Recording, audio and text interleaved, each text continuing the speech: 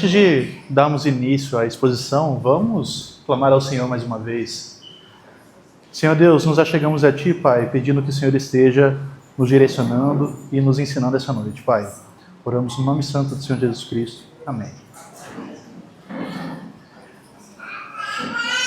Nós terminamos a nossa exposição sobre o Salmo 119 e até o final do ano vamos continuar falando a respeito do louvor. E é um salmo que falou muito comigo ultimamente. Quando eu falo ultimamente, assim, já há um bom tempo, e eu relembrei recentemente, foi o Salmo de número 100. Antes de falar sobre o Salmo de número 100, eu queria falar um pouquinho sobre duas declarações. A primeira eu vou falar agora no começo e a outra no final da mensagem. Quando um ímpio canta, ele faz ciência. Por que eu estou falando isso? A música é algo que acompanha a humanidade desde que o mundo é mundo. A música está presente não só na humanidade, mas também na esfera celestial. E Platão, ele falava que a música é um componente essencial tanto da educação quanto da cultura. No livro A República e em As Leis, ele fala que a gente deve tomar muito cuidado com o tipo de música que o governo oferece para seu povo, porque o tipo de música que o governo oferece para o povo é aquilo que vai definir a identidade cultural desse povo. E isso tanto é verdade que quando nós olhamos a realidade do Brasil, nós percebemos isso claramente. Que tipo de música o nosso governo tem oferecido a nós? Anitta. Desculpa, eu vou tocar na ferida de possivelmente alguns que assistirem essa mensagem. Anitta, Oruan, MC Pose de Rodo, Pablo Vittar. E olha só como que o Brasil é conhecido. A cultura da sensualidade. A cultura da criminalidade.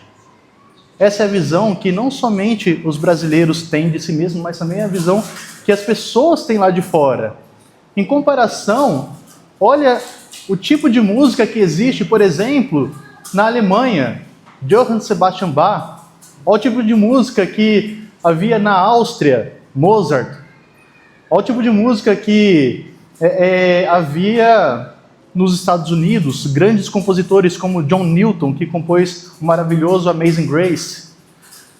O tipo de música que o governo oferece vai influenciar e moldar diretamente a identidade cultural desse povo. E na igreja não é diferente. O tipo de música que uma igreja canta também vai conduzir os crentes, os membros dessa igreja, ou a uma doutrina correta, ou a uma doutrina herética. E eu já adianto pedido de desculpa a alguns irmãos que talvez eu seja um tanto quanto duro nessa parte da mensagem, mas há muitas músicas que muitos crentes cantam. Eu não falo músicas seculares, eu falo músicas que são ditas cristãs, mas que não glorificam a Deus. Músicas que não carregam a verdadeira doutrina. Por exemplo, Ninguém Explica Deus. Tem uma melodia maravilhosa, mas não é uma música com uma letra correta. Primeiro, porque na Escritura, do começo ao fim, nós temos homens que explicam Deus. A segunda pergunta do breve catecismo de Westminster, né? Quem é Deus? Deus é Espírito infinito, imutável em seu ser, sabedoria, glória, grandeza, bondade, longanimidade. Nós temos confissões de fé, nós temos credos, nós temos excelentes louvores que explicam Deus. Nós temos cantoras gospel que cantam músicas como Sabor de Mel. Quem te viu passar na prova e não te ajudou, quando vê você na bênção, vai se arrepender. Que tipo de música é essa que é chamada de louvor. E muitas outras que, se eu fosse falar, ia passar a noite toda. Nós devemos ter cuidado com aquilo que nós cantamos. A música que uma igreja oferece vai moldar a identidade cultural e doutrinária dessa igreja. Mas a música, ela é importantíssima. Ela é didática. A música, ela é um componente essencial da educação. Platão já dizia isso, que a música, ela é usada para moldar as nossas virtudes. Não é à toa que nas 7 artes liberais, a educação clássica medieval, a música é um dos componentes do Trivium e Quadrivium, que é um método de ensino pedagógico excelente, que é usado até hoje na modernidade. A música é algo essencial. E a forma que nós louvamos também é importantíssimo, tanto quanto a mensagem. Não é à toa que os louvores normalmente vêm antes da mensagem, porque eles devem preparar o nosso coração para recebermos a palavra de Deus enquanto nós cantamos a palavra de Deus. Os louvores vêm antes da mensagem porque eles devem estar nos preparando em espírito de reverência para recebermos a palavra de Deus. Então, o que a Escritura fala a respeito do louvor? Celebrai com júbilo ao Senhor toda a terra. Esse termo celebrar, ele é o tipo de palavra que normalmente você só entende na língua original e é difícil você traduzir. É que nem, por exemplo, saudade. Não dá para você traduzir saudade lá na gringa. Quando você fala assim, estou com muita saudade de você, estou com um sentimento de saudade. Não dá para você falar isso em inglês. Não dá para você falar isso em qualquer outro idioma. É algo que a gente só entende aqui no Brasil. Essa expressão celebrar traz mais um sentido de preciso anunciar urgentemente. Quantos aqui já assistiram O Senhor dos Anéis? Quem não assistiu, assista urgentemente. Tá? Tem um momento, vou dar spoiler, tá, gente? Em que Gondor é invadida pelos orcs, se não me falha a memória, de Saruman, as tropas do Saruman, e um dos hobbits, o Pippin, ele sobe nos muros de Minas Tirith e coloca fogo lá num lugar lá, acende o farol. Então o pessoal que está lá em Rohan, eles veem os faróis acesos e Aragorn, ele corre com todas as forças dele até o rei e fala: os faróis estão acesos, os faróis estão acesos. Gondor pede por ajuda, ao que o rei responde, e Rohan responderá. Essa ideia de eu preciso avisar, os faróis estão acesos, todo mundo precisa saber disso, alguém tem que fazer alguma coisa. É essa a ideia de celebrar aqui. Eu preciso avisar urgentemente todo mundo. Todo mundo precisa saber disso. E celebrar com júbilo é você anunciar com alegria o mundo todo. Todo o mundo precisa saber que tem que louvar com alegria.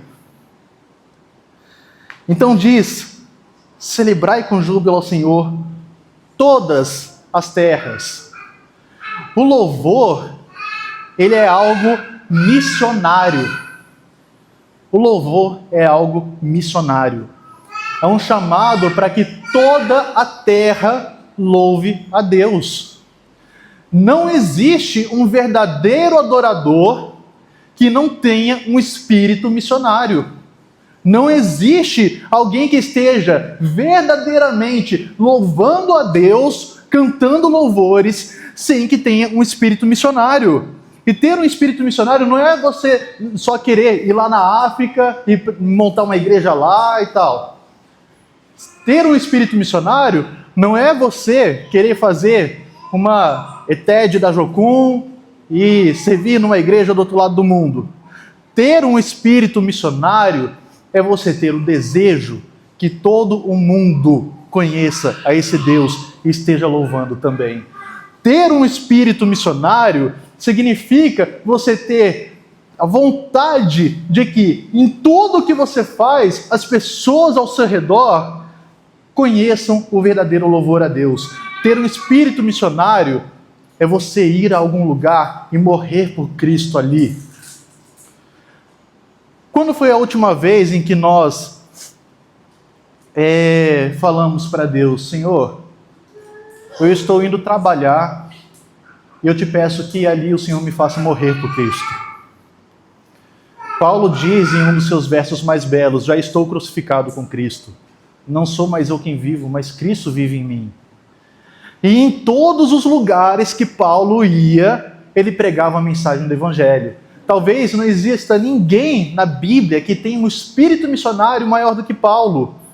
E curiosamente, a maior parte dos louvores do Novo Testamento, quem registra foi Paulo. Nós temos muitos louvores, por exemplo, em Efésios, em Romanos. A gente tem louvores trinitários, nós temos louvores em 1 Coríntios, 2 Coríntios. Nós vemos Paulo, que tem esse grande espírito missionário, registrando louvores constantemente. Inclusive, uma das formas mais acessíveis de você comunicar o Evangelho é com música. Por exemplo, nós ensinamos o Evangelho para as crianças com música, músicas infantis.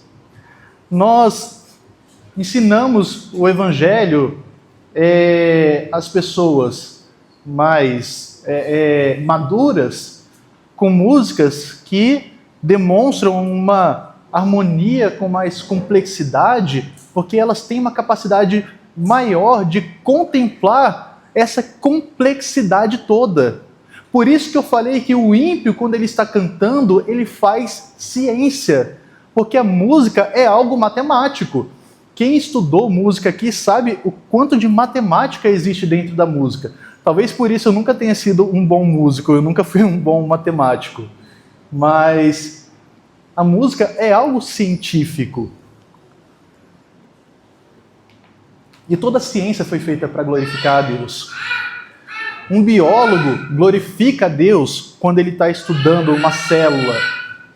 Um professor está glorificando a Deus quando ele ensina a matéria dele. Um policial está glorificando a Deus quando ele faz segurança em algum lugar. Toda profissão que é digna, é correta, glorifica a Deus. Toda ciência glorifica a Deus. E a música, sendo algo científico, também glorifica a Deus. E os ímpios, quando eles estão cantando algo que contém elementos de verdade, um ímpio, quando ele está cantando algo que contém beleza, ele também está glorificando a Deus, mesmo que ele não saiba. Nós temos o exemplo de, por exemplo, Mozart. Quem não conhece a história de Mozart, ele era um homem muito irreverente, devasso, alguém com um caráter bem duvidoso, e foi provavelmente um dos maiores músicos que já existiu. E ele falava, eu sou um homem irreverente, mas a minha música não é. Quando nós ouvimos, por exemplo, um MPB que contém ali uma letra com beleza, com verdade, estamos glorificando a Deus, porque Deus é a beleza por definição e a verdade por definição. E a música dentro da igreja deve trazer também beleza e verdade. O chamado para glorificar ao Senhor com júbilo implica em uma alegria transbordante, triunfante, quase que como se você tivesse acabado de voltar de uma guerra que você venceu. Uma das experiências mais belas que eu já tive, mais impactantes, eu acho que a experiência mais impactante que eu já tive na igreja, a Adria me acompanhou nisso, quando nós estávamos lá em São Paulo, a gente era de uma igreja chamada Fellowship Community Church. que é uma igreja de missionários americanos, e São Paulo é um lugar que tem muitos imigrantes. A ideia é a igreja ser um lugar para cristãos imigrantes. Então tem gente lá da Croácia, do Japão, da Rússia, dos Estados Unidos, da Nigéria. Alguns nem falavam português, alguns falavam só seu idioma nativo e o inglês, então todo mundo lá se comunicava em inglês. E é uma igreja muito tradicional, muito. Tem uma arquitetura gótica, vitrais com imagens dos apóstolos, dos santos, vela no altar, segue o calendário litúrgico, os louvores são só hinos tocados em órgão de tubos. E teve um momento em que cantou o hino Amazing Grace. A grande maioria dos hinos, pessoal, não é todo mundo que conhece, mas todo mundo conhece o Amazing Grace, né? E quando começou a tocar, todo mundo cantou com uma paixão e uma alegria tão grande, mas tão grande, como se Jesus estivesse voltando naquele momento. E quando acabou, o pessoal começou a aplaudir. Uma igreja extremamente tradicional, muito... você vê muita reverência, muito... não sei, algo muito diferente do que a gente está acostumado. E quando terminou, e todo mundo cantou com tanta paixão, eles começaram a aplaudir como um sinal espontâneo e verdadeiro de alegria. E ali eu pude experimentar um pouquinho do céu, porque eu vi pessoas de toda tribo, raça, língua, nação, em uma única voz cantando: preciosa graça de Jesus que salvou um pecador como eu. Isso é um verdadeiro louvor. Por isso eu não consigo entender quando algum cristão está cantando algum louvor tão belo e não consegue demonstrar alegria. Canta, parece que está sendo obrigado, sabe? Parece que colocaram uma arma na nuca e falou assim: canta agora.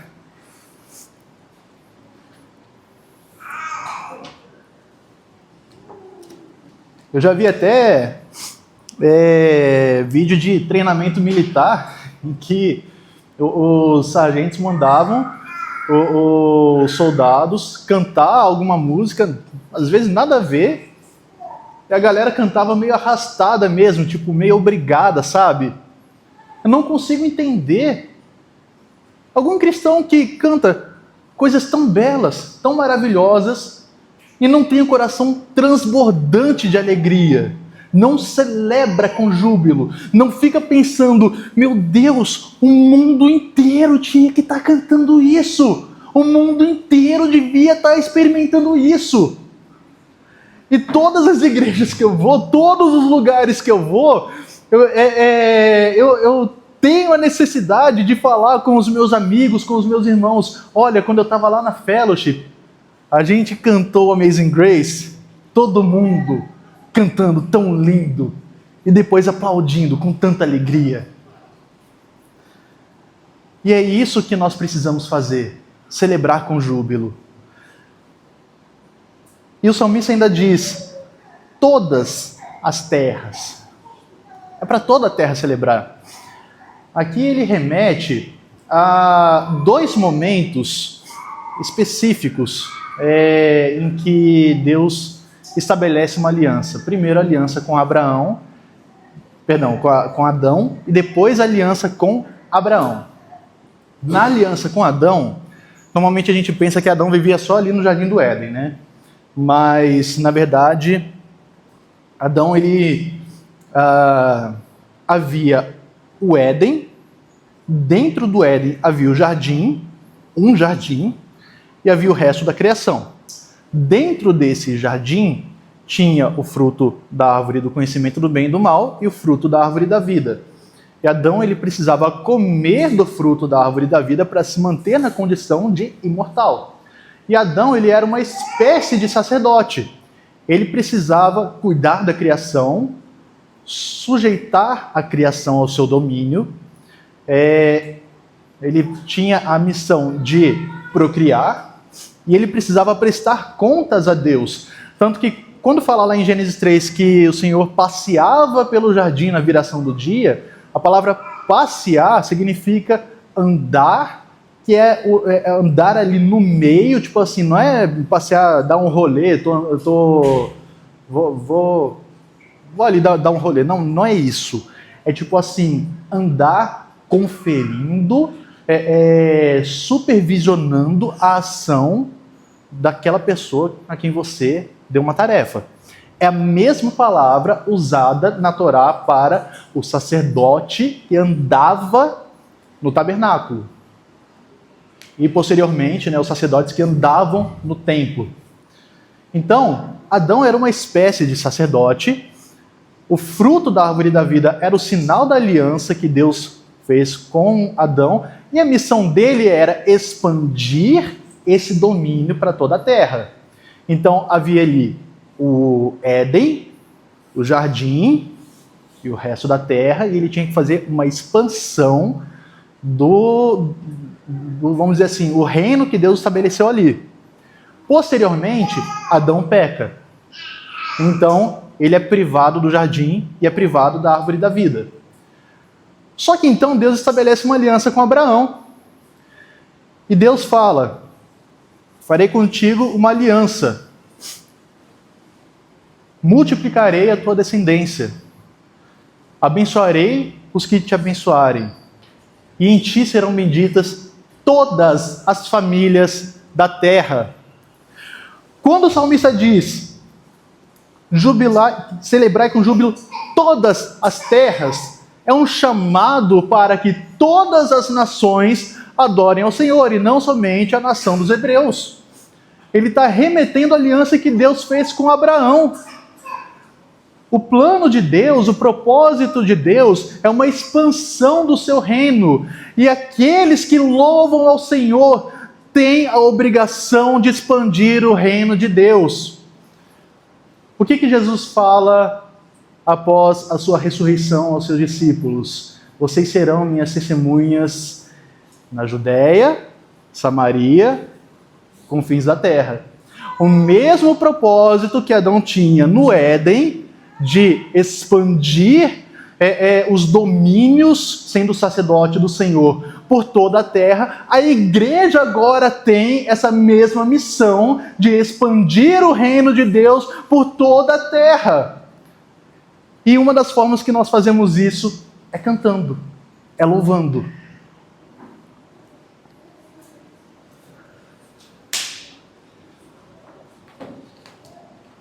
Então é dito, versículo seguinte: servi ao Senhor com alegria. Novamente, o termo servir é um daqueles termos que toda tradução tem perda de significado. Nós sabemos disso. Quem trabalha ali, já trabalhou com tradução, sabe o quanto é difícil traduzir certos termos. A palavra servir significa ser escravo. Numa leitura superficial, pode parecer que é você fazer alguma coisa para o outro, fazer alguma coisa para Deus.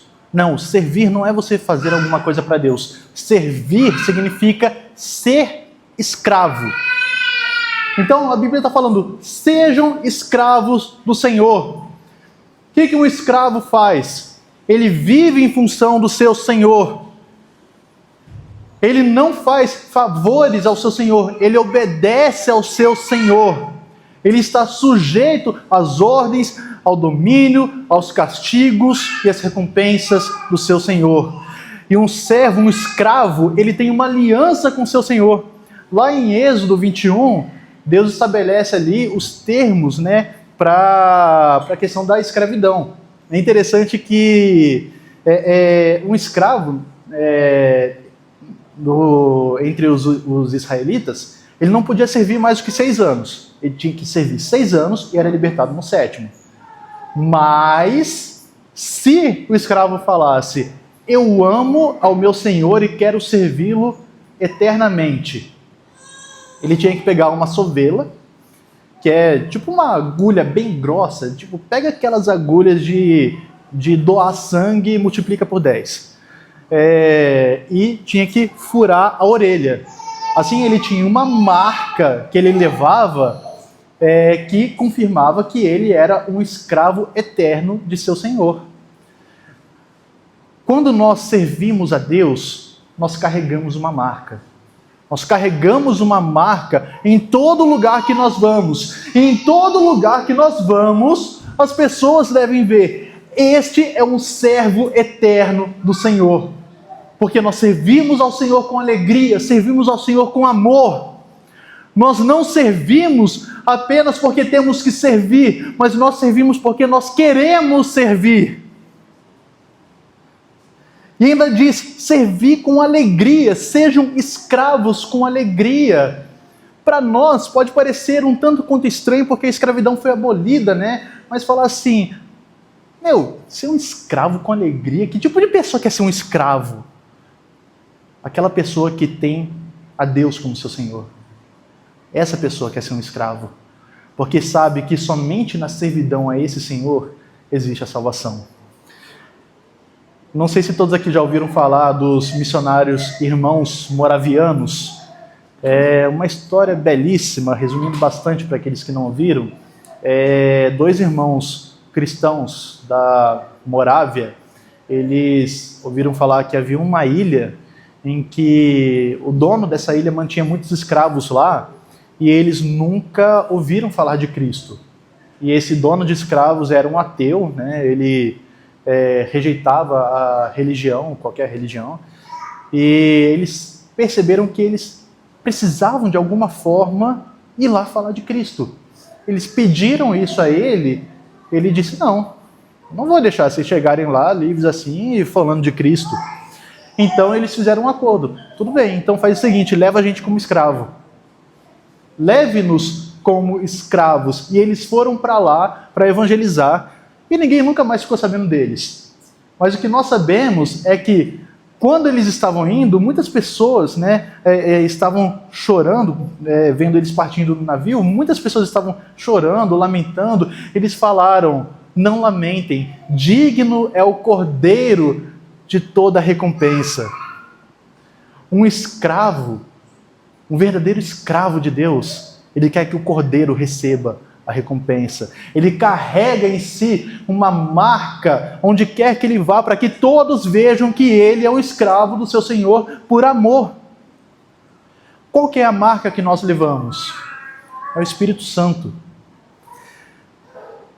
Algumas pessoas às vezes podem se perguntar, como que eu sei se eu sou um verdadeiro cristão? Como eu sei se eu sou um eleito de Deus?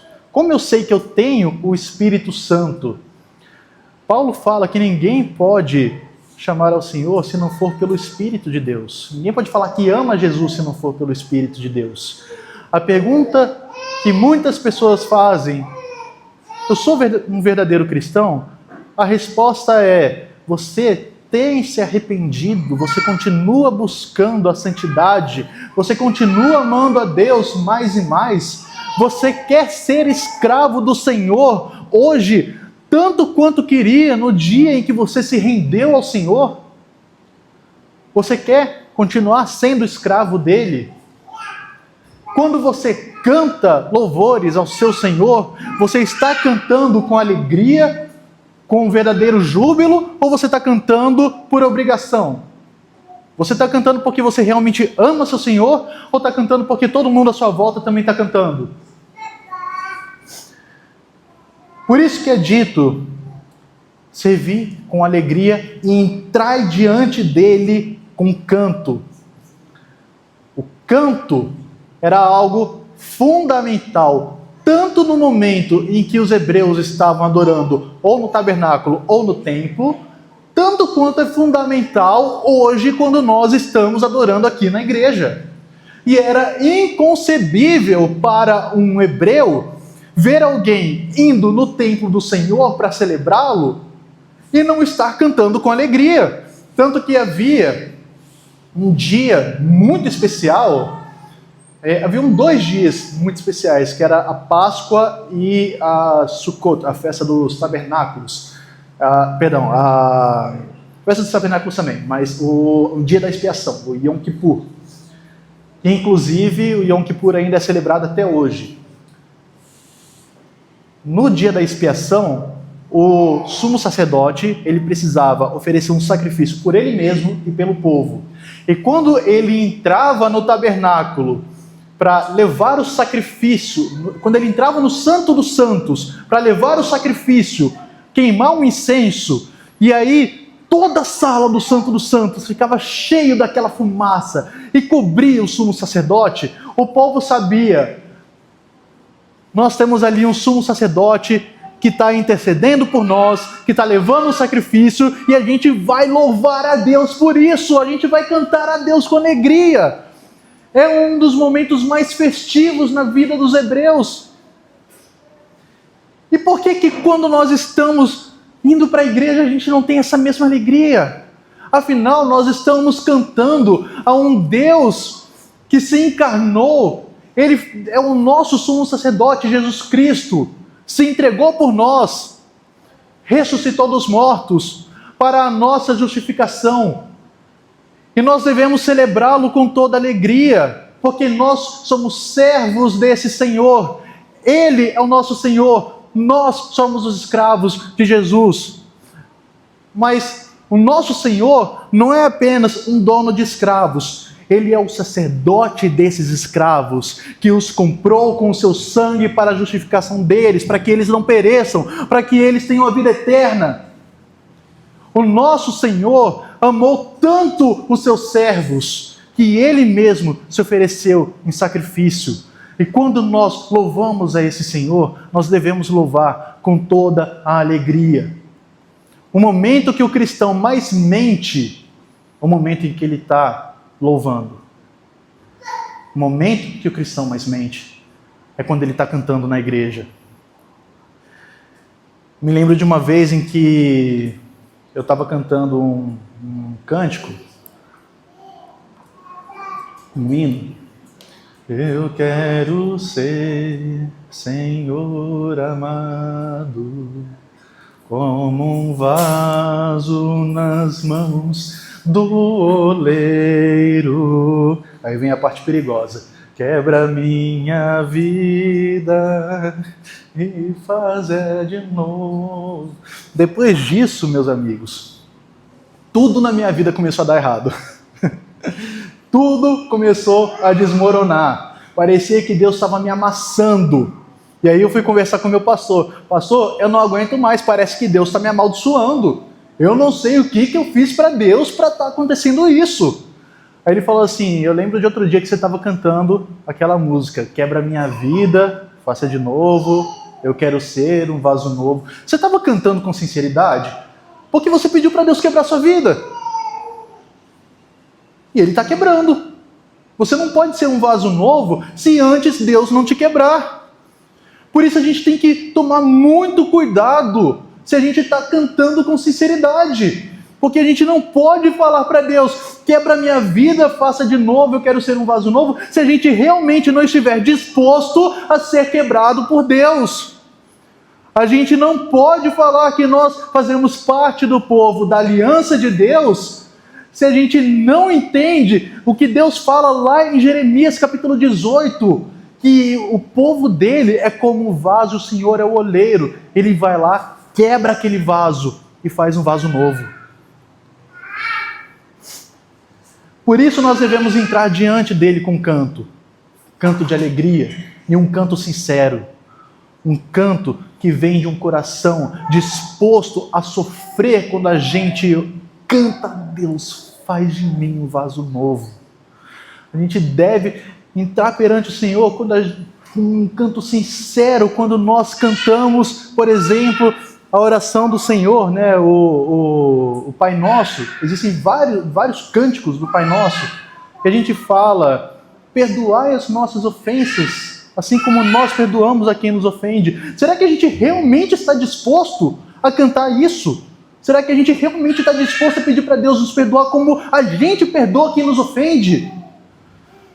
Um dos exemplos mais impactantes que eu já tive na minha vida sobre que eu pude ver alguém perdoando uma pessoa foi recentemente o caso da esposa do Charlie Kirk. Eu acho que todo mundo aqui viu. Charlie Kirk foi assassinado na frente de uma multidão, prenderam o assassino dele e durante o funeral dele, a esposa dele falou para o mundo inteiro: esse rapaz, esse jovem, eu perdoo ele, porque é o que Jesus fez. Será que a gente realmente está disposto a cantar: perdoa os nossos pecados como a gente perdoa quem nos tem ofendido? Será que a gente realmente está disposto a cantar tantos hinos maravilhosos que falam da beleza, da glória de Deus, se a gente realmente não tem preparado o nosso coração para contemplar a beleza da glória dele? Quando nós estamos louvando a Deus, nós estamos nos preparando para aquilo que a gente vai viver no céu. Nós vamos cantar louvores a Deus junto com os anjos.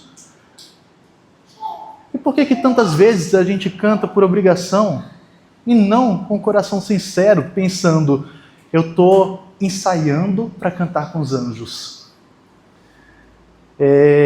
Quem vê a Adria acompanha a Adria no Instagram, teve um vídeo que todo mundo está comentando. Ela gravou um vídeo do Martin cantando Quero Louvar-te. Ele cantando do jeito dele: quero louvar-te mais. E aí na parte que fala quero levantar as minhas mãos, ele levanta levantar as minhas mãos. E eu penso, esse garoto de 2 anos pode estar cantando muito mal, mas está louvando muito melhor do que eu. Esse simples garoto de 2 anos, ele entende que ele precisa louvar a Deus com todo o coração dele, com toda a paixão dele. E foi uma grande lição que eu aprendi dele essa semana. Porque eu preciso louvar mais como essa criança. Eu preciso louvar mais como ele. Ele cantando tudo errado, tentando acertar a melodia, não conseguindo pronunciar algumas palavras, e até levantando as mãos. Ele não levantou assim, não. Ele fez assim, ó. Isso é um verdadeiro louvor. Isso é um louvor genuíno. Por isso que Jesus fala: vinde a mim as criancinhas, porque delas são o reino dos céus. Porque de tais são o reino dos céus. A gente precisa voltar a louvar como as crianças. Quando as crianças vêm aqui na frente louvar a Deus, isso é um momento tão lindo, tão maravilhoso, tão belo. Quando o Brian, o Matias, o Martin pega o violãozinho de brinquedo e finge que está tocando, sabe o que eles querem? Eles querem louvar como a gente. E é nossa responsabilidade ensiná-los a louvar.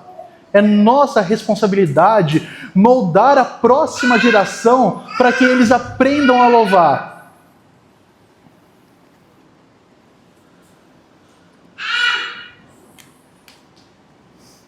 O 3º versículo é o cerne desse salmo. É o centro dele. É a mensagem teológica. É aqui onde o salmista quer chegar. Qual que é o propósito desse salmo? Está aqui no versículo 3. Sabei que o Senhor é Deus. Foi Ele quem nos fez, e não nós a nós mesmos. Somos povo seu e ovelhas do seu pasto. Aqui novamente o salmista remete o louvor à aliança. Só que agora ele não fala apenas do aspecto abraâmico da aliança. Ele não fala apenas do aspecto da aliança que Deus fez com Abraão, mas ele fala de Deus como o autor dessa aliança. Ele vai louvar a Deus como o autor da aliança. Os nossos louvores devem nos direcionar ao entendimento de que nós não somos capazes de nos formar e de nos organizar como povo. É somente Deus. É somente Deus que tem esse poder. Somente Deus pode nos formar povo teu. E essa palavra aqui foi Ele quem nos fez. Esse fazer é a mesma palavra no hebraico que aparece lá em Gênesis durante a criação. E fez o Senhor a terra, separou as águas de águas, separou a parte seca dos céus, e fez o Senhor animais, e fez o Senhor répteis, e fez o Senhor, quando fala ele fez, isso significa que Ele é o autor da criação, Ele forma todas as coisas de acordo com a vontade dEle, Ele é soberano sobre tudo e todos.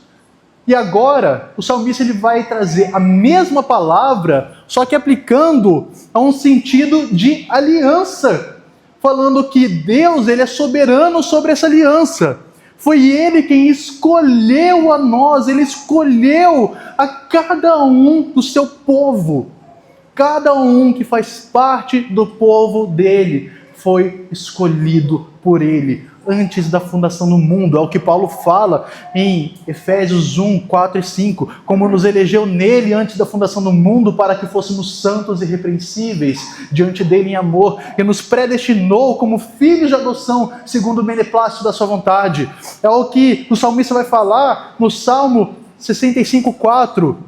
Bem-aventurado aquele a quem tu escolhes e fazes chegar a ti, para que habite em teus átrios. Veja, toda a Escritura revela um Deus que é soberano, não somente sobre a criação, mas também sobre os ímpios e sobre os justos. Revela um Deus que é soberano dentro da sua aliança, um Deus que é misericordioso, que é amoroso, que é gracioso, e que por Ele ser tudo isso, Ele escolheu doar a si mesmo. Ele escolheu revelar-se a si mesmo na pessoa do Filho, que é o próprio Deus que se encarnou. Foi Ele que nos fez. Esse salmo, essa passagem, que é o cerne, o Senhor é soberano. E pelo fato dele ser soberano, nós devemos louvar a esse Deus soberano. Me diga, um Deus que é infinitamente justo, um Deus que é infinitamente amoroso, um Deus que é infinitamente misericordioso, qual que é o valor do louvor que ele merece? É um louvor de valor infinito. É um louvor de valor infinito. Então por que tantas vezes as igrejas estão louvando ao Senhor dando um mínimo e não o máximo de si? Por que tantas vezes nós estamos louvando ao Senhor dando um mínimo e não o máximo? Mesmo sabendo que o nosso máximo ainda assim não é o que Ele merece, porque Ele merece muito mais, e nós não somos capazes de dar esse mais. Só que mesmo assim Ele se compadece de nós e recebe o nosso louvor quando nós louvamos com sinceridade.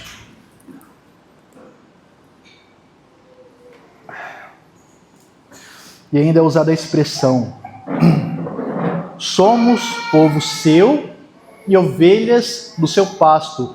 É muito legal isso porque é um soco na boca de muitos judeus, tanto daquela época quanto de hoje, que tem a irritante mania de pensar que somente eles são o povo da aliança. Muitas vezes em que eu conversei com judeus, foi possível ver, inclusive Paulo também registra esse embate no livro de Romanos e de 1 Coríntios, de pensar que somente eles são povo eleito, somente eles são povo da aliança. Né? Só que aqui no primeiro versículo, o salmista diz: celebrai com júbilo todas as terras. E depois fala: somos povo seu e ovelhas do seu pasto. Ou seja, todos os habitantes da terra que estão louvando ao Senhor fazem parte dessa mesma aliança, não somente os judeus, não somente o povo hebreu, o povo de Israel, mas todos aqueles que fazem parte da aliança.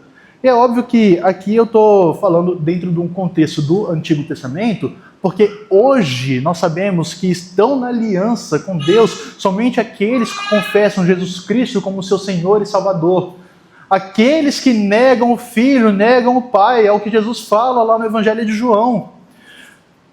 A aliança na qual Deus revela, na qual Deus faz conosco, ela está centrada na pessoa do Filho. É por isso que Ele é o sumo sacerdote. É por isso que é Ele quem nos representa. É por isso que foi Ele quem morreu na cruz. E é por isso que foi Ele quem ressuscitou. Ele precisa ser homem para morrer. E precisa ser Deus para ressuscitar. Cristo, Ele precisa ser homem para que Ele possa representar toda a humanidade num sentido federativo, ou seja, toda a humanidade sendo representada em uma pessoa, por isso Ele precisa ser homem. Se Ele não é humano, Ele não pode representar a humanidade. Entretanto, Ele não pode pagar pelos pecados de toda a humanidade se Ele não for plenamente Deus. O sacrifício dele só foi perfeito porque Deus é perfeito. Por isso nós podemos ter a absoluta certeza que o Filho de Deus é divino. Ele tem a mesma substância que o Pai, ele está em plena comunhão com o Pai, em todos os seus atributos e essência. É por isso que ele pôde morrer e ressuscitar. E é por isso que nós temos a esperança da ressurreição futura. Paulo fala em 1 Coríntios 15 que se os mortos não ressuscitam, então Cristo também não ressuscitou. E se ele não ressuscitou, estamos mortos ainda em nossos pecados e somos os mais miseráveis dos homens. Portanto, comamos e bebamos porque amanhã morreremos. Só que nós não fazemos isso. Nós não vivemos de acordo com essa perspectiva nihilista, né? A ideia do nihilismo é de que tudo que existe é a matéria em movimento. Quando acabar a vida, acabou tudo, então não existe nada além, portanto, carpe diem, aproveite o dia. Faça tudo que você deseja fazer sendo feliz, e é isso que importa. Nós não vivemos desse jeito. Nós não vivemos assim. Como que nós vivemos? Cantando de alegria a Deus. E por que nós cantamos de alegria? Porque nós sabemos que em algum momento, quando nós fecharmos os olhos para essa vida, abriremos os olhos para a eternidade, contemplando Jesus Cristo, nosso Senhor, que morreu por nós, morreu em nosso lugar e ressuscitou dos mortos. Nós não vivemos dessa maneira de que eu vou fazer tudo o que eu quero fazer porque só se vive uma vez. Nós não vivemos assim. Como que o cristão vive? Cantando e jubilando. Porque nós estamos ansiosos para o momento em que poderemos fazer isso na presença do nosso Senhor.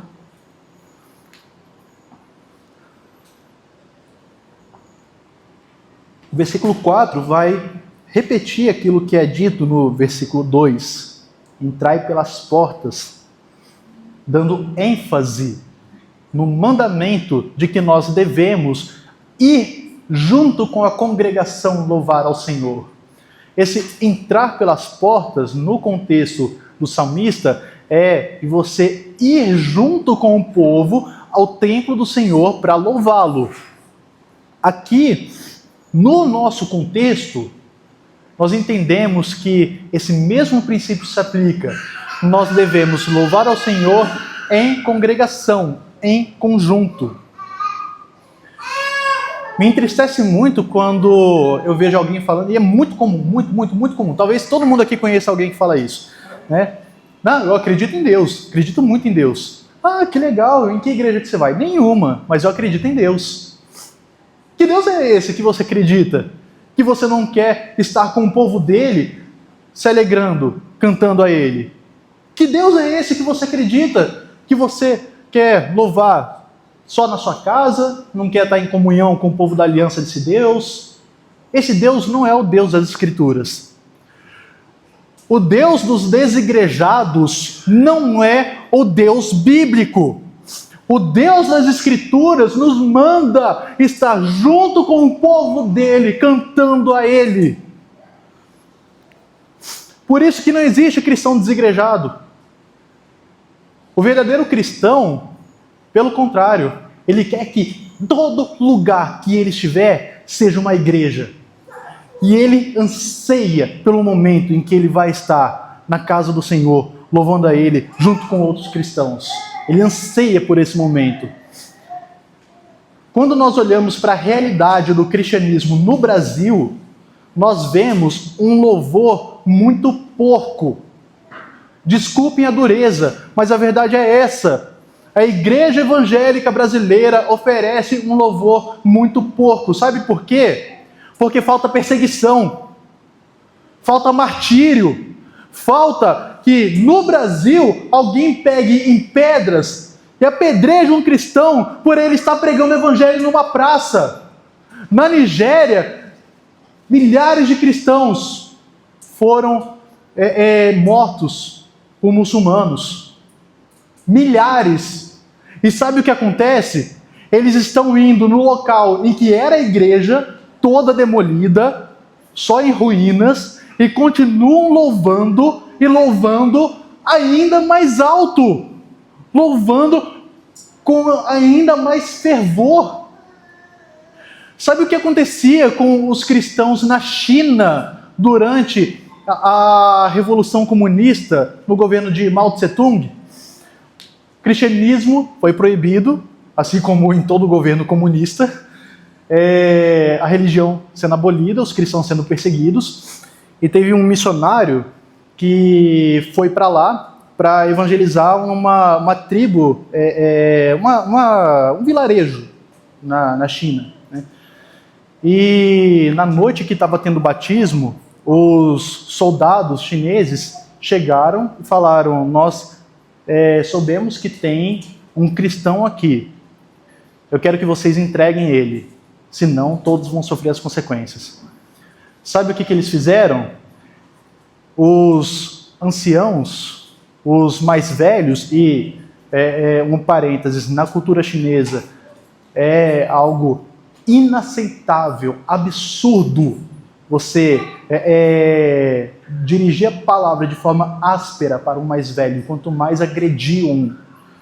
Os mais velhos fizeram uma volta em torno desse missionário que estava batizando, deram as mãos, e todos eles aguentaram bofetadas dos soldados do exército chinês enquanto cantavam Amazing Grace. E eles cantavam cada vez mais forte, porque estavam sendo perseguidos e sabiam que, pelo fato deles serem perseguidos, eles eram verdadeiros cristãos, porque Jesus disse: se o mundo odiou a mim, também odiará a vós. Se o mundo perseguiu a mim, também vai perseguir vocês. E é essa perseguição que está faltando. Às vezes é essa perseguição que falta no Brasil, para que a gente possa louvar a Deus corretamente. Quando os cristãos da igreja primitiva se reuniam nas catacumbas, nas casas, nas beiras dos rios, eles louvavam com alegria e fervor, porque podia ser o último louvor que eles fossem cantar na vida deles. Então eles louvavam com a maior alegria e o maior fervor possível. Nós não estamos vivendo um contexto de perseguição, pelo contrário, estamos vivendo um contexto de perversão do evangelho no Brasil. O que está faltando para nós é perseguição, para que a gente aprenda a louvar corretamente. E entendam uma coisa: Deus é soberano sobre a vida e sobre a morte. Talvez hoje seja o último culto da sua vida. Como você quer que seja o último louvor da sua vida? Como você quer que as pessoas lembrem de você quando você sair dessa porta? Quando eu sair daqui, se eu morrer hoje, eu quero que as pessoas se lembrem de mim dessa forma. O último culto que ele foi, ele cantou com tanta alegria. Ele cantou com tanta paixão. Ele cantou com tanto amor a Deus. É assim que eu quero que as pessoas se lembrem de mim. Eu não quero que as pessoas se lembrem de mim de nenhuma outra forma. Não quero que se lembrem das minhas realizações.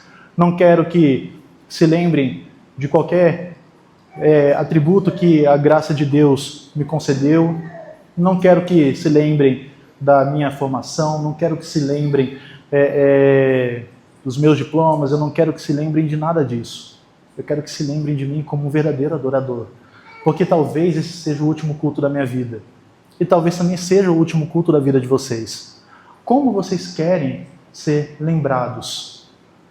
Como vocês querem que as pessoas pensem, nossa, a última vez que eu vi essa pessoa foi naquele culto. Ele estava cantando com tanto amor, com tanta paixão a Deus.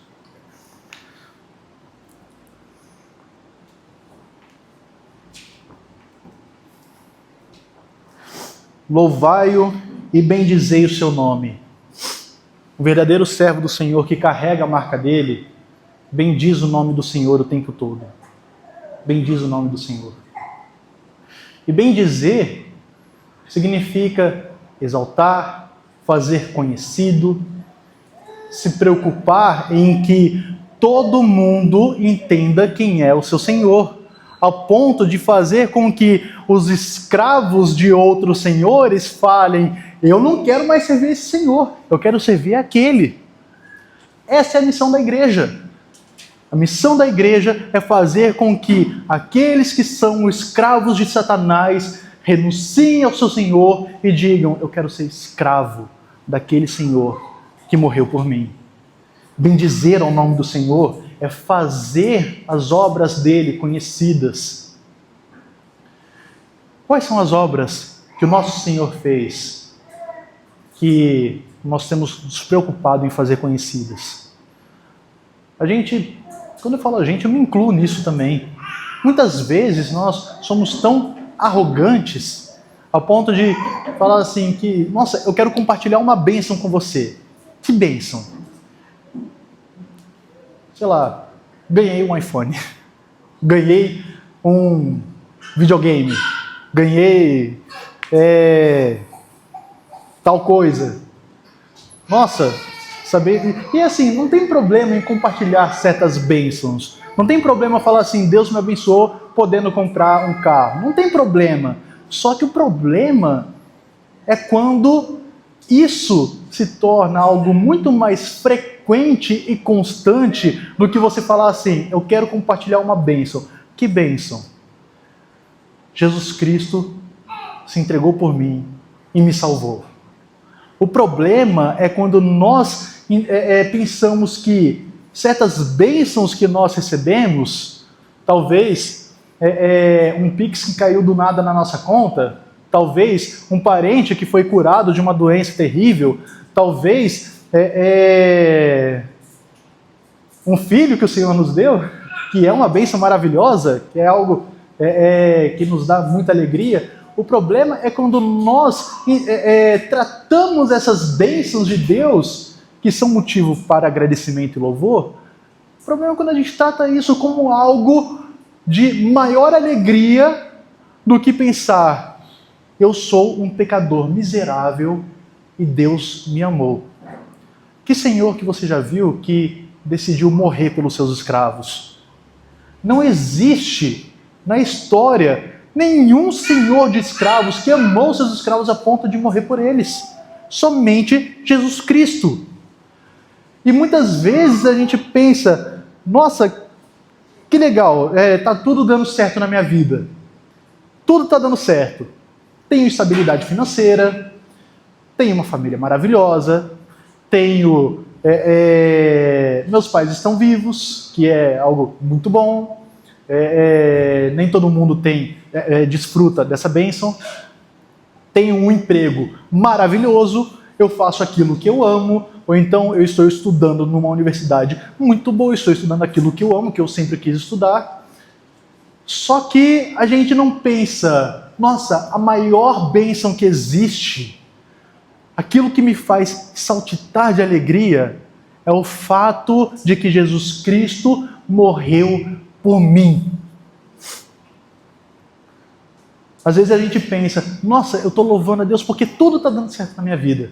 Só que a gente não deve louvar a Deus somente por isso. A gente deve louvar a Deus porque Ele nos ama.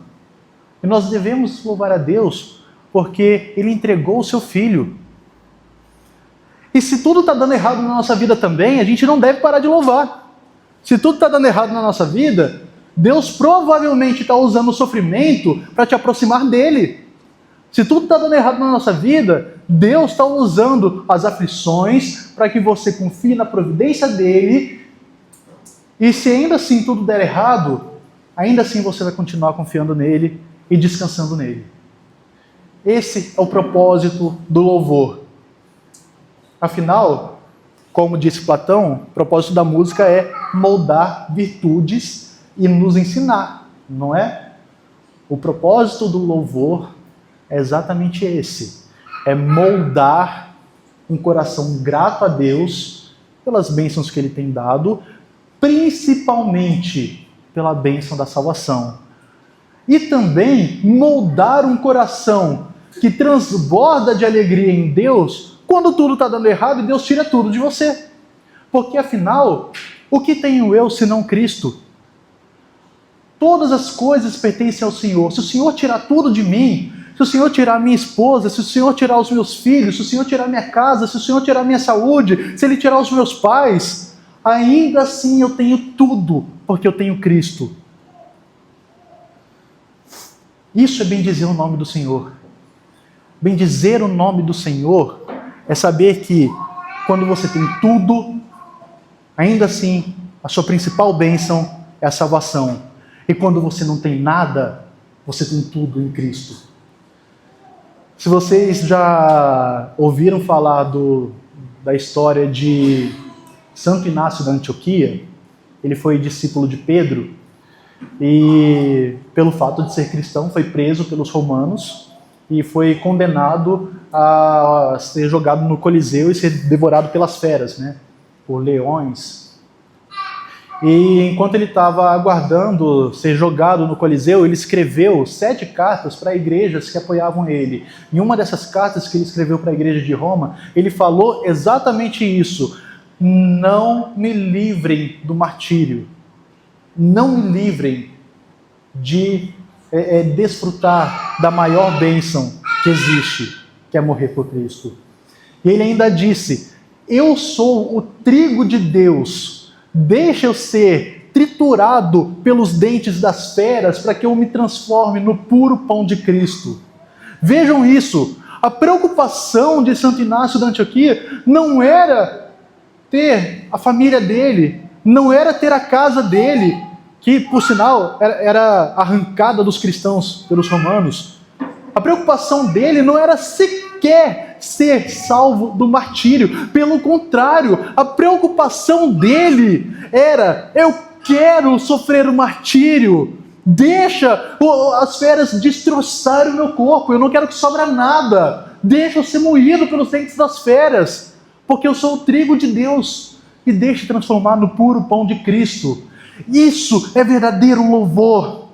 Isso é bendizer o nome do Senhor. Mesmo quando você não tem nada, você tem tudo em Cristo. A preocupação de Santo Inácio não era se ele fosse viver ou morrer. A preocupação dele era: eu quero encontrar Cristo logo. E por fim, encerrando todo esse belíssimo salmo, o salmista ele vai encerrar da forma que ele começou. Porque o Senhor é bom e eterna é a sua misericórdia, remetendo novamente à aliança. O Senhor é bom e a misericórdia é eterna. Entendam isso. Muitas vezes, quando nós pecamos, eu falo por experiência própria, a gente pensa: meu Deus não vai me perdoar dessa. Deus não vai me perdoar dessa vez. Nossa, cometi tantos pecados hoje que eu não consigo nem contar. Nossa, a minha vida está caminhando para um rumo difícil, no sentido espiritual. Não sei nem como pedir ajuda para Deus. Eu não sei nem como clamar por socorro. Eu estou me afundando tanto e tanto. Eu estou lutando contra o pecado, mas ele está me vencendo todo dia. Eu estou lutando e ele está me vencendo. Eu não sei nem mais como pedir ajuda para Deus. Eu não sei nem mais como pedir socorro. Eu não sei nem mais como pedir perdão. Poxa, tantas vezes eu peço perdão e eu acabo caindo de novo. Mas olha só o que o salmista fala: eterna é a sua misericórdia, porque ele é bom. Então entendam uma coisa: talvez você esteja hoje lutando contra um pecado, talvez hoje você esteja numa batalha, numa verdadeira guerra, E talvez você sinta que esteja perdendo essa guerra.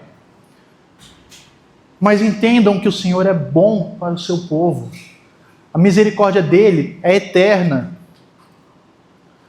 E certamente o seu Senhor não vai abandonar os seus servos que, mesmo imperfeitos, buscam servi-lo de uma forma cada vez melhor. Buscam servi-lo com sinceridade.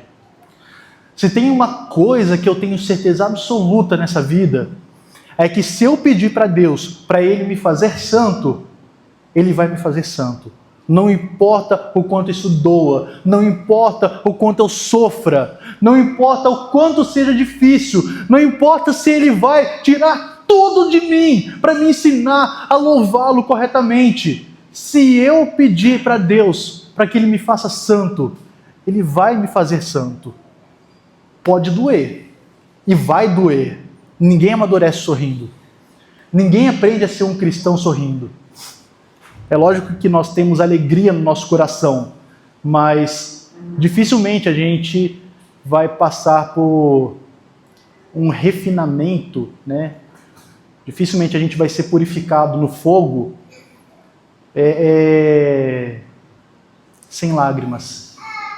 Dificilmente a gente vai ser quebrado por Deus quando a gente canta "Faça de mim um vaso novo". Dificilmente a gente vai ser quebrado e não vai derramar lágrimas. Dificilmente a gente vai olhar para nós mesmos, ver o quanto nós somos pecadores e o quanto Deus tem sido misericordioso com a gente, e a gente não vai se derramar em lágrimas. Mas entenda uma coisa, essas lágrimas vão se transformar em alegria e júbilo, porque o Senhor é bom. O Salmo 126 fala, né? Aquele que anda chorando e semeando, voltará colhendo os seus frutos. Se hoje você está chorando pelo seu pecado, se hoje você está derramando a sua alma, porque está lutando contra o pecado, lutando contra a sua própria natureza, se hoje você chora porque você sente saudade de Deus, se hoje você chora porque talvez você sinta que Deus está distante de você, entenda uma coisa, esse choro está regando a semente da palavra que está em seu coração. E quando essa semente der frutos, esses frutos vão ser a plena alegria no Espírito. Paulo fala, né, lá em Gálatas 5, mas o fruto do Espírito é amor, alegria, paz, longanimidade, benignidade, bondade, mansidão e domínio próprio. Perceba que a alegria aparece logo após o amor. A primeira coisa que você sente por Deus é o amor, e em seguida a alegria por pertencer a Ele. Esse amor que nós sentimos por Deus deve ser algo que motiva o nosso derramar, deve ser algo que motiva lágrimas de clamor a Deus, por você entender o quanto você é pecador e o quanto você necessita da graça dele. Mas quando nós contemplamos a cruz, quando nós olhamos para a cruz de Cristo e nós vemos o nosso Senhor pregado lá, nós vemos o tanto que o Senhor é bom e misericordioso.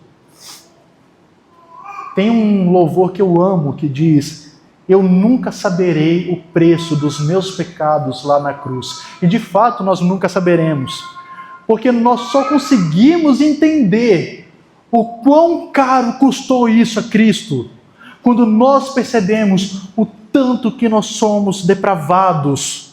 À medida em que você percebe o quanto o seu coração é pecaminoso e depravado, e você chora por isso, você se derrama por isso, você está regando a semente da palavra de Deus no seu coração, que vai levar você depois a jubilar, a exaltar o Senhor com alegria e falar: apesar de eu merecer um inferno, eu tenho um Deus que se entregou por mim. Apesar de eu estar todos os dias lutando contra o pecado, e às vezes pensando que eu estou perdendo a batalha, quando eu olho para mim e eu percebo o quanto que eu sou indigno e merecedor, a graça de Deus me encaminha os olhares para Cristo crucificado, e ali eu percebo o quanto Deus me ama e o quanto Ele é valoroso.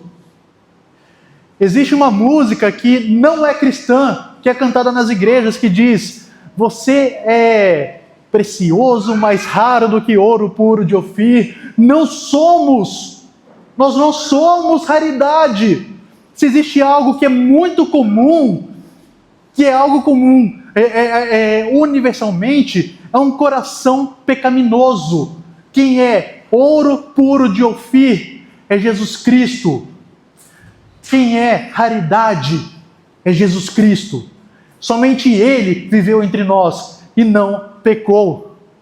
Por isso nós devemos rejeitar essa música. Não devemos falar que isso é louvor. Não importa o quanto isso afague o nosso ego.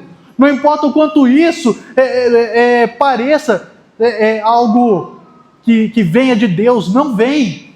Ah, mas isso já levou tantas pessoas a Deus. Se levou, foi pela misericórdia dele, em que ele não considerou quanta ignorância existe nessa música. Porque nós não somos raridade. Nós somos algo muito comum, que é um coração depravado e pecaminoso. Mas Cristo, que é a raridade, Cristo é o ouro puro de Ofir. Cristo é o Deus encarnado que morreu por nós e ressuscitou. E por fim, é dito: a sua verdade dura de geração em geração. Algumas traduções vão dizer a sua fidelidade. A ideia é que a palavra hebraica usada aqui é muito legal, é emuná. Essa palavra ela tem raiz em 3 letras, que são as mesmas 3 letras da palavra amém. É como se falasse: o seu amém dura de geração em geração. E lá em Apocalipse 3, na carta para a igreja de Laodiceia, é dito: assim diz o amém, a palavra de Deus. Quem que é o amém? Quem que é a palavra de Deus? Jesus. O louvor aponta para Jesus e não para nós. Então, Jesus dura de geração em geração. Jesus é o centro dessa aliança. E essa aliança é eterna porque Jesus é eterno. Se essa aliança dependesse de nós, a gente já estava no inferno. Mas, pelo fato dessa aliança estar centralizada na pessoa de Cristo, ela é eterna. E, curiosamente, os judeus entendem que a palavra amém, cada letra no hebraico é um acróstico que forma El Melech Neeman, que significa Deus é o rei que cumpre aquilo que prometeu. Olha só que forma maravilhosa de encerrar esse salmo. Ele começa falando para a gente celebrar com alegria, para toda a terra celebrar com alegria. E ele encerra falando do porquê nós devemos celebrar com alegria. Porque Deus é o rei que cumpre o que prometeu. Porque a fidelidade dele, a verdade dele, Cristo, dura para sempre, dura de geração em geração. Eu quero encerrar falando sobre um grande musicista chamado Johann Sebastian Bach. Durante as composições dele, ele falava que o propósito da música é glorificar a Deus. E nas partituras dele, no começo ele colocava as letras JJ, que são abreviações do latim para Jesu Juve, que significa Jesus me ajude. E no final da partitura, ele colocava SDG, Soli Deo Glória, glória somente a Deus. Glória somente a Deus. Algumas das composições dele que eu mais gosto, Jesus, a Alegria dos Homens, é aquele... Então, essa composição, essa partitura, ela foi escrita com um louvor à Trindade, né? Porque vai pegando assim um grupo de 3. 1, 2, 3, 1, 2, 3, 1, 2, 3, 1, 2, 3, 1, 2, 3. Foi composto assim como um louvor à Trindade, falando Jesus é a alegria dos homens. No começo eu falei que o ímpio, quando ele canta, ele faz ciência. E de fato faz, porque existe muita ciência na música. Existe harmonia, melodia, ritmo, matemática. Cada música é uma música diferente. Só que quando o cristão está louvando, ele faz teologia. Eu quero que vocês lembrem disso. O ímpio, quando ele canta, ele está, de certa forma, louvando a Deus quando existe verdade e beleza naquilo. Mas quando o ímpio canta, ele está fazendo ciência. Quando o cristão canta, ele está fazendo teologia. A pergunta que eu quero fazer a vocês é: que tipo de teologia você tem cantado? Uma teologia que você quer viver? Ou uma teologia que você está cantando só porque todo mundo está cantando à sua volta? O seu coração, de fato, vive aquilo que você canta? Ou quando você canta é o momento que você mais está mentindo?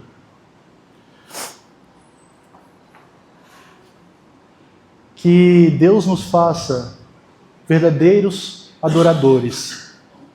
Que o nosso louvor seja sincero, que o nosso louvor seja puro, que o nosso louvor exalte a Trindade, que o nosso louvor exalte a Cristo, o Deus encarnado que morreu e ressuscitou. Eu não tenho muito conhecimento daquilo que está acontecendo no céu agora, mas eu gosto de pensar que os anjos estão ensaiando o grande coro angelical que vai cantar no momento em que a última trombeta soar e Cristo vier nos ares buscar o seu povo. Eu gosto de pensar que os anjos estão fazendo isso. E nós? O que nós temos feito quando nós estamos louvando? A gente realmente está se preparando para o nosso encontro com Cristo? A gente realmente está ansiando cantar na presença dele junto com os anjos? Que a partir dessa noite, esse seja o nosso pensamento. Que a partir dessa noite, esse seja o desejo do nosso coração.